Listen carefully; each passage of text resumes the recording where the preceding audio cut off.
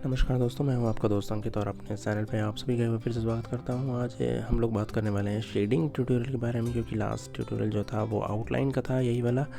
और आज हम बात करेंगे शेड्स कैसे डेवलप करनी है। तो देखो, यहाँ पे मैं पेंसिल के बाद ब्रश को डायरेक्टली यूज़ कर रहा हूँ, और यहाँ पे हम जो भी शेड्स करेंगे वो इसी ब्रश के थ्रू ही होगी। और साथ में हम फिंगर्स को भी यूज़ कर सकते हैं शेड के लिए, वो भी हम इम्प्लीमेंट करेंगे। तो प्रेजेंटली हम शेड्स कर रहे हैं यूजिंग द ब्रश, और ये पूरा रियल टाइम ही रखने की कोशिश करूँगा और मेन जिस्ट को समझने की यहाँ कोशिश करेंगे। तो जिन लोगों को भी शेडिंग में प्रॉब्लम आती है वो यहाँ पे लर्न कर सकते हो अच्छे से। तो देखो, अभी ये जो अपवर्ड लुकिंग फेस है, मतलब face is straight but eyes are upward looking, तो ये एक बहुत ज़्यादा चैलेंजिंग है। और जब हमने आउटलाइंस की थी तो उतना ज़्यादा रिसेम्बलेंस नहीं आ रहा था, जिसको हम यहाँ पे मीट करने की कोशिश करेंगे। मैं 4B पेंसिल यूज़ कर रहा हूँ डार्क एरिया के लिए, जैसे कि आईब्रोज़ हो गया, या फिर आई के अंदर का पोर्शन हो गया, प्यूपिल हो गया, अपर आई लिड, वहाँ पे मैंने जो कि इसी पेंसिल को यूज़ किया। और उसके बाद जब स्मच करने की बारी आती है तो मैं ब्रश को यूज़ करता हूँ। दो तरीके के ब्रश हम यहाँ पे यूज़ कर रहे हैं, एक है थिक और एक है थिन। तो अभी मैं थिक ब्रश को यूज़ कर रहा हूँ। और जो थिन ब्रश है वो जो माइन्यूट एरियाज़ हैं वहाँ पे हमें हेल्प करता है, और उसको हम उस तरह से अचीव करते हैं। यहाँ थोड़ा सा मैंने टाइम लैप्स किया है एक पर्टिकुलर सेगमेंट को, क्योंकि सिंपल वही वर्क है जो हमें करना है। उसके बाद हम फिर रियल टाइम पे आ जाते हैं। और अब आप देखोगे कि जो लोअर आईलिड है वहाँ पे एक खासकर स्वामी विवेकानंद जी के पोर्ट्रेट में एक खास बात होती है कि लोअर आईलिड काफ़ी ज़्यादा प्रिवेलिंग होता है, क्योंकि इनकी बहुत ही ब्यूटीफुल आइज़ थी, मतलब हैं। और जो आइज़ हैं वो एकदम जस्ट लाइक अ लोटस के जो लीव्स होते हैं उस टाइप की आइज़ हैं। तो जब लोअर आईलिड पे भी अच्छा खासा प्रेशर बनता है। अब सिमिलरली जो अदर एरियाज़ हैं उस पर भी मैं ब्रश को यूज़ करके स्मच कर रहा हूँ वैल्यूज़ को। नोज़ के जो कॉर्नर्स हैं वहाँ पे बहुत सारे डार्क वैल्यू है जो आप रियल इमेज में भी देख सकते हो, उसको भी हम अचीव कर रहे हैं। और जैसा कि हमने आउटलाइन जो है वो पेंसिल मेजरमेंट टेक्निक यूज़ की थी, तो हम यहाँ पे एक्सपेक्ट कर सकते हैं 70-80% तक के रिजल्ट्स। और हमारा एम भी वही है कि हम उतने परसेंट रिजल्ट्स को ले आ सकें। और जो शेडिंग पार्ट है उस शेडिंग पार्ट में हम कोशिश करेंगे कि ज़्यादा खूबसूरत पोर्ट्रेट को बनाया जाए। सिमिलरली जैसे लिप्स हो गया, तो अब यहाँ पे लिप्स में कुछ जैसे मुझे चेंजेस करने हैं, तो मैं अब शेडिंग पे ही उसको एडजस्ट करने की कोशिश करूँगा। मतलब जब हम आउटलाइन ड्रॉ करते हैं तो ज़रूरी नहीं है कि सारे के सारे फीचर्स सही हों। और यहाँ पे देखो, अब मैं फिंगर्स को भी यूज़ कर रहा हूँ, तो फिंगर्स से जब मैं स्मच कर रहा हूँ तो मैं सर्कुलिज्म यूज़ कर रहा हूँ, सर्किल्स क्रिएट करके फिंगर से स्मच कर रहा हूँ। तो एक इवन टोन ऑप्ट हो रही है पेपर के ऊपर। ये पेपर एक रफ़ पेपर है, एक नॉर्मल कार्ट्रिज पेपर कह सकते हैं इसको, ड्राइंग वाला जो मार्केट में इजीली अवेलेबल होता है। और इसी तरह से अगर आपको मेरे से आर्ट सीखनी है तो मेरी स्किल शेयर क्लास को ज़रूर ज्वाइन करो। यूडीमी क्लासेस को भी कर सकते हो, नीचे डिस्क्रिप्शन बॉक्स में उसका लिंक है। तो एक बार ज़रूर ट्राई करके देखो, डेफिनेटली आपको बहुत सारी हेल्प मिलेगी। अभी अभी रिसेंटली उस पर वाटर कलर पे भी एक क्लास आई है। अब आगे आ जाते हैं अपने ट्यूटोरियल पे वापस, और यहाँ पे देखो मैं चिन को रिफ़ाइन कर रहा हूँ। चिन जो है वो बहुत ज़्यादा डिफरेंट है, खासकर विवेकानंद जी की जो चिन है वो भी ज़्यादा उसको क्या बोलूँ मैं, बहुत ज़्यादा खूबसूरत तरीके से डेवलप्ड चिन है। बीच में उसमें एक हल्का सा ग्रूव भी है, which actually create a very beautiful chin line और चीक्स जिसको कह सकते हैं। सिमिलरली लिप्स पे भी मैं वही थिन ब्रश को यूज़ कर रहा हूँ और स्मच करने की कोशिश कर रहा हूँ चीज़ों को, क्योंकि हमें वैल्यूज़ को बहुत ज़्यादा डार्क नहीं रख सकते, तो हमें वैल्यूज़ को लाइट करते हुए चलना है। और लाइट करने का सबसे अच्छा तरीका यही है कि हम ब्रश को यूज़ करें साइमल्टेनियसली।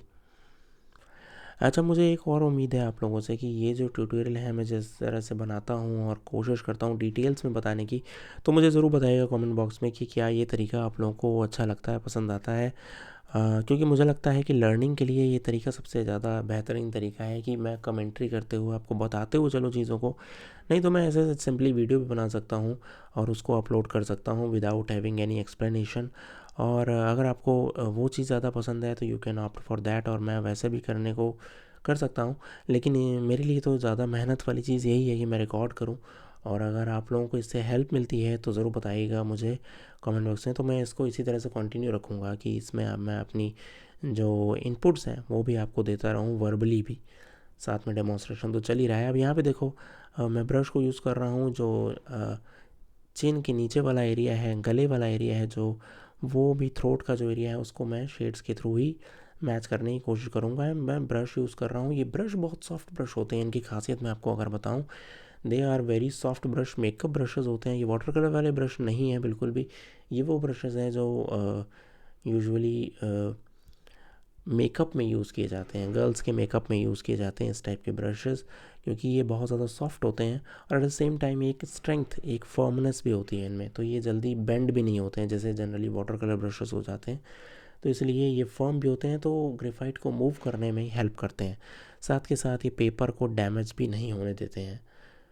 अब हम आ जाते हैं फाइनली इरेज़र को यूज़ करना और सब्ट्रैक्ट करना कुछ वैल्यूज़ को, जहाँ पे हमें हाईलाइट नज़र आ रहा है रियल इमेज में भी, जैसे कि नोज़ का पोर्शन है वो पूरा हाईलाइटेड पोर्शन है, तो वहाँ पे हम ब्रश को यूज़ कर रहे हैं, इरेज़र को यूज़ कर रहे हैं सॉरी, और उसके बाद हमने फिंगर से उसको स्मच कर दिया थोड़ा सा। तो जब हम उसको फिंगर्स से स्मच करते हैं तो एक इवन टोन प्राप्त होती है, क्योंकि हाईलाइट्स बहुत ज़्यादा वाइट नज़र आती हैं, which subsequently do not look that good and that real, तो उसको हम थोड़ा सा ब्लर कर देते हैं using the fingers. Similarly thin brush को भी मैं यूज़ कर रहा हूँ जहाँ टर्बाइन है वहाँ पे, और थिक ब्रश को मैं यूज़ कर रहा हूँ जहाँ पे मुझे लार्जर एरिया को कैप्चर करना है और हल्का इफ़ेक्ट लाना है। जहाँ बहुत शार्प इफ़ेक्ट लाना है वहाँ पे मैं थिन ब्रश को यूज़ कर रहा हूँ। तो क्या आपके पास दोनों ब्रश होने चाहिए? ऐसा बिल्कुल भी ज़रूरी नहीं है, आप एक ब्रश से भी काम कर सकते हो, बट अगर आपके पास दो ब्रशेज़ हैं डिफरेंट साइज़ेस के तो वो ज़्यादा हेल्प करता है ज़्यादा क्विक रिजल्ट्स लाने के लिए। तो जितने ज़्यादा ब्रश आप ऑप्ट कर सकते हो वो मार्केट से आप ले सकते हो। अब हम टर्बन पे आ जाते हैं और थोड़ा बहुत हमें जो इनकी पगड़ी है वो उस पर भी काम करेंगे। हालांकि पूरा नहीं करने वाले डेफिनेटली, लेकिन बस थोड़ा सा एक इफ़ेक्ट देने के लिए, ताकि एक चीज़ समझ में आए, एक सिम्बोलाइज हो जाए चीज़ें।